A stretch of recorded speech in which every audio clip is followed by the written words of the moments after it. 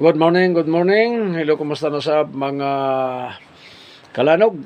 Ini nga takna, mapalay na sabta sa ato nga video. Ikasubo na ko nga dili kay ta maka sige og upload sa video tungod sa signal nimong dapit. Sa kasamtangan ni akita mga kalanog sa dapit sa Alamada dinhi sa Sitio Luwaan, sakop sa Barangay Barangiran. So dinhi po tagibutang sa Ginoo mga kalanog. Ini nga unang bulan sa 2025. Una-una, salamat kay sa Ginoo nga naghatag nato kusog kabas panlawas nga nakapalayon gihapon kita sa pagkinabuhi. Shout out sa tanan nako nga mga supporter niyan nga atong YouTube channel, ating munting channel Rex Apalanog sa Gugma sa Dios. Kumusta kanyong tanan mga kagalaan mga kaigsuunan nga naga-support ni ato nga ministry. Si Roy Rosero dyan po sa USA. Magandang araw po sa inyo dyan lahat. Sana nasa mabuting kalagayan kayo sa pag gawa ng mga gawain natin sa araw na ito. Sana ay gabayan tayo lagi ng ating Panginoong Hesus Kristo. At lagi ang kanyang banal na espiritu ay laging nasa atin upang tayo po ay mag-guide sa lahat ng ating mga gawain. So, salamat po sa walang sawang suporta. God bless po sa inyo dyan sa USA. Sangay Karado, Sangay Richard diha sa Australia. Kumusta kamo diha kauban sa imong partner, sa imong kapikas kinabuhi. Unta ang Dios magapanlangin, makatag yung dugang maimpanlawas, dugang pang mga adlaw sa kinabuhi ang makapadayon sa pag-support ng ministry. Salamat sa imuhang effort nga diin maoy naghatag sa atong mga financial while ni kita din karon sa dapit usab sa Sitio Luwaan o gitawag nila direk Mangga, no? Salamat ko sa mga igsuna usab dinhi nga mabiyabihon kay nagdawat ka namo bisan todo og dili kay sila daghan. Malipayon silang nakaabot pang bilog. Tibok District, salamat po kay Pastor Padronya nga akong nabati ang iyang pag-welcome namo din ni sa maong area. Tingali og itugot sa Ginoo, magdugay-dugay ta dinhi nga dapita. Ingon man ang amos stress nga magkuyog ang duwa basta magka sinabtanay. Dunay mga problema dinhi sa maong district, mga kalanog nga mga sulbaronon. So niata ang atong gamay nga talento palam sa Ginoo atong itabang dinhi sa maong dapit tungod ining mga problema. So usbon ako, salamat kay Sangay Karado og brother Crisanto Edis usab nga nahimong tulay dinhi, no? Nahimong agianan nga kami ang nagakontakanay while nakaabot kita nining maong dapit. Sa tanan-tanan nga naga-support, salamat sa inyo mga kaigsunan. So ning atong video karon, do na kita hisgutan dinhi nga mga argumento kung dili man nato mausa-usa personal kini mga tawo nga nakahimo niini. Atong ipaabot din sa atong social media ministry, no? Salamat sa Gugma sa Dios. Apan sa dili pa magampo kita sa makadyot alang sa pagpangayo sa kaalam sa Ginoo. Salamat Ginoo nintak na sa kabuntagon sa kusog kabasog kinabuhi uning programa Salamat sa Gugma sa Dios. Magpadayon kami alang sa pagpalanog sa imong gugma ug pagpahibalos kamatuoran. Salamat sa imong pagpakiguban ug among gitugyan kanimong tanan sa ngalan ni Jesus manuwas. Amen. Mga hinigong mga makalanog pahiluna kay duna kitay sulbaron nga mga dili ngun ato ning hisgutan tungod kay ato silang mga kaaway kung dili ato ning hisgutan aron nga ang ato makaigsunan nga dunay medyo kalibog masabtan pud kini kay dinhi sa maong dapit karon mga kalanog. Ambot og nakamatikod mo murag ubay-ubay na natay mga igsuon mga kaubanan ra gid nato sa iglesia nga murag nisibog ni Arya kay namalhin sa murag medyo mas balaan og mas putli kuno, no? Muna nga ang uban na mahawa gani dinis kasamtang iglesia ang ato karong na-assignan.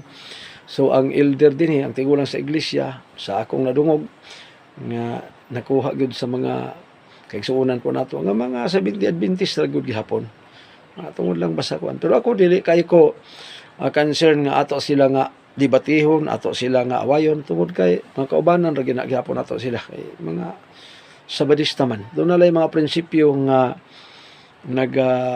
nagasumpaki mga hinugong mga makalanog. So karon atong sugdan ni. Doon ay mga isyu anong nigawa sila. Ingon si Job sa 17:3 kinsa katong makigsangka kanako. Sangka ni sa katarungan lang prinsipyo, no? 17:3 sa Job. Karon adunay mga argumento nga matud pinda ang Adventista kuno Babylonia. So kini nga isyu mo ni atong hisgutan karon dinhi, no?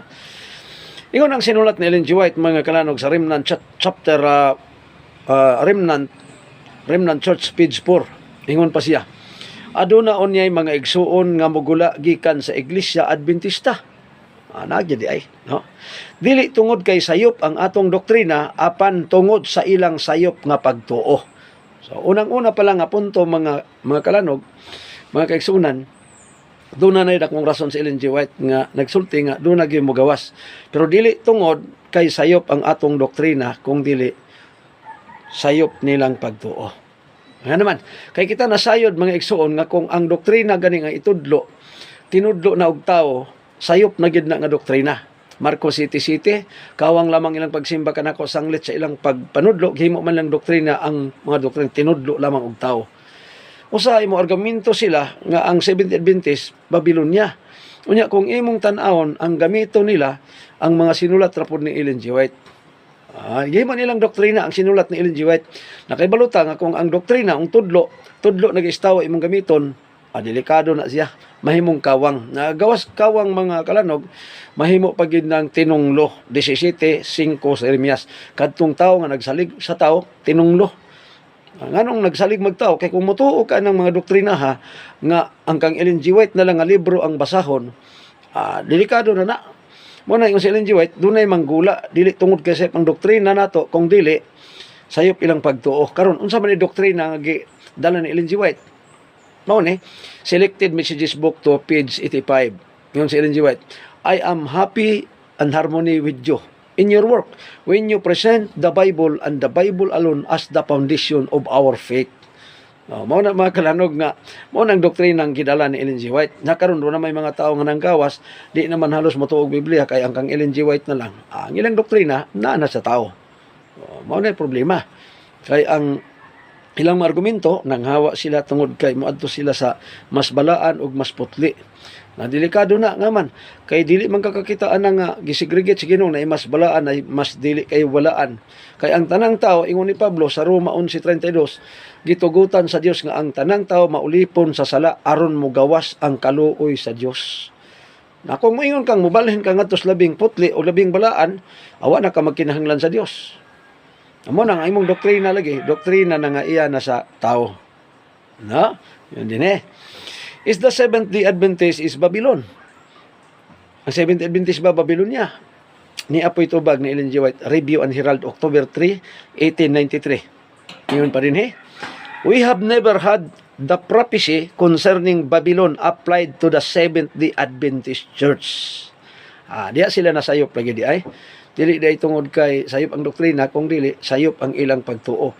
Nga ang Seventh-day Adventist Babylonia. Ingon siya nga wala gyoy propesya nga nagsulti nga ang Seventh-day Adventist ma-apply ngadto sa Babylonia, or inform that the loud cry consisted in calling God's people to come out of here, for this is not God's plan concerning Israel. Ang original nga katawan sa Dios ang Israel.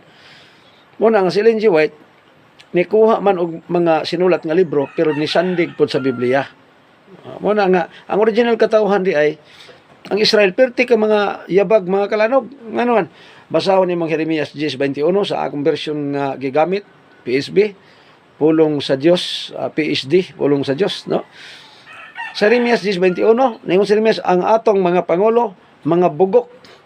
O na karon mao ni ang indikasyon sa mga katawhan sa Dios nga original ug sa ato rong nagsunod. Kay di man ta may original katawhan, mga sumpay rata. So kung sila na mga bugok, unsa na lang imong sawayon kining mga nasumpot lang, mo nang muhawa ka, mobalhin ka tungod kay kini nahimo ng Babylonia. Nawa magyoy sultis Ellen G. White nga mahimong Babylonia ang Seventh-day Adventist. Karon, Selected Messages Book to page 68. Usab ako moingon, ang Ginoo wala nagasulti pinaagi sa bisan unsa nga mensahero nga nagtawag sa iglesia nga nagbantay sa sugo sa Dios nga Babylonia. So, di mahitabo nga Babylonia. Kaya ang Babylonia maigsoon, kalibog. Sa ato pa libog, wala di na katong magsugo ng libog. Unang Juan 2:4, bisan kinsa katong nakaila sa Dios sa panwa ang bantay sa kasuguan, kini matuhan na, mga bakakon, ug wala kanila ang kamatuoran. Mao ni Babylonia, libog, mga igsoon. Dirita, Manuscript Release, Volume 19, page 176, 1898. Di lang ako mapakita sa inyo mga kalanog tungod kay dili man ta sinati good ining kuan gwapo tong mabutang sa PowerPoint kay makita unta. Pero kini ni agyod mga igsoon sa akong atubangan. Ngayon pa din those who have had opportunities to hear and receive the truth. Receive the truth. Nagdawat bas kamaturan. And who have united with the Seventh-day Adventist Church. Sa ato pang nagdawat des kamaturan mga hinigong makalanog kanang naa sa Seventh-day Adventist Church. Nang ba nang gawas man kay ingon pa nila Babylonia na kuno ang Seventh-day Adventist. Surong ang ilang nga pagsabot. Ingon na sab sa Ellen G. White Testimonies Volume 5 293 295 85 ingon siya dinhi. Linibo ka mga pagtintal giandam ngadto sa mga nagalakaw sa kahayag sa kamatuoran. Kinsa ning nas kahayag nas kamatuoran? Mga Seventh-day Adventist Church. Ang siniguro dili na kita modawat og bag-ong doktrina. So nay nang gawas nga mga bag-ong doktrina karon nga gawas na sa 1884. Tingali ka ng doktrina nila nga nang gawas karon og adto pa ng 1884, murag ato na sigurong dawaton. Pero mulapas na gani si 1885 mo pay pagawas kana para ni Ellen G. White bag-o na nga doktrina. Naon sa man mga doktrina na daghang nang gawas karon nga mga doktrinang bag-o. Gani din hikan ang nikusog mga kalanog doktrina nga wala na ang balaang Espiritu Santo. Na delikado ni. Delikado ni siya. Nga naman, kay sa Lucas 10:21, ang Biblia nag-ingon, og si Jesus nalipay diha sa Espiritu Santo. Nagnawala na, nawa na tayo kalipay. Na, mo ni problema ron. Nga karon ingon pa nila, nibiya pod sila kay gibiyaan na kuno sa Dios ang maong iglesia. Ato nang hisgutan sa sunod nato nga video mga kalanog. For today's video, kay murag dili man gud ma-upload og tag-as kaayo mga kalanog, dinhila ko sa tataman sa sunod nato nga video atangi kay atong hisgutan gibiyaan ba sa Dios ang iyang mga katawhan or ang iyang iglesia. Unsa ni iglesia sa atong gibasa ingon pa ni Ellen G. White, Seventh-day Adventist Church. Mo na po nitong hisgutan sa sunod itong video mga kalanog kung gibiyaan ba sa Dios ang Seventh-day Adventist. Kay mao man ilang pangunaon mo nang ninghawa sila kay mobalhin ngadto labing putli og labing balaan. Na delikado po niya kung ipaibalon yung mga igsoon katong karon nga nangabira nga ilad mobalhin ta ngadto mas putli og mas balaan, delikado ni nga man.